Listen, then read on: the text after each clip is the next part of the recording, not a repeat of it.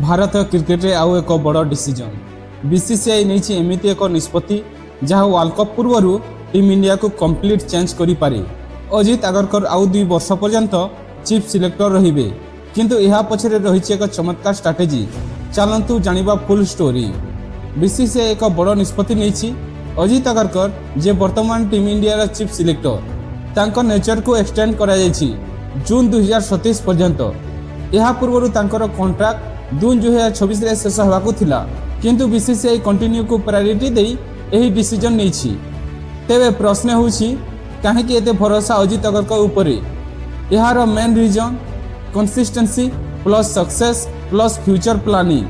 Agarkar leader तले team India करिछि 2026 T20 world cup win, 2025 championship win, अर्थात इंडिया एक नुआ गोल्डन एरा को प्रवेश करिछि। एही समय टीम इंडिया थिला एक ट्रांजेक्शन रो फेज।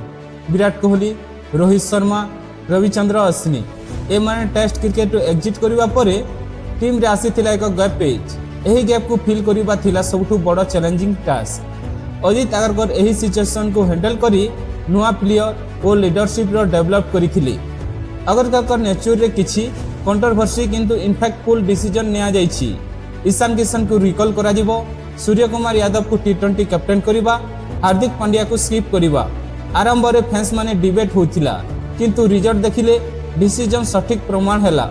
एबे सबठु बड़ फोकस होछि ICC ODI world cup next year. BCCI चाहुछि टीम रे स्टेबिलिटी, सिलेक्शन रे कंसिस्टेंसी, लॉन्ग टर्म प्लानिंग। एथि पई अगरकर को रिटेन करा जाइछि।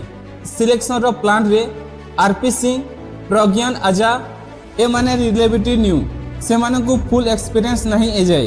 तेणु एक एक्सपीरियंस चेयरमैन दरकार थिला जे प्लान को गाइड करि परिबे। अगरकर पई आगो को चैलेंज कोन? टेस्ट क्रिकेट को स्ट्रांग करिबा, स्पिन फ्रेंडली कंडीशन को इंप्रूव करिबा, बेंच स्ट्रेंथ बिल्ड करिबा। इंडियन रिसेंट टेस्ट रे स्ट्रगल करूछि, या को फिक्स करिबा होछि बिगेस्ट टैक्स।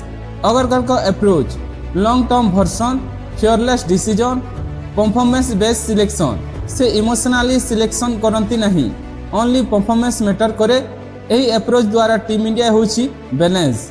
यही एक्सटेंशन रो मीनिंग वर्ल्ड कप पई clear road map, stability team combination, wing plus experience रो मिक्स।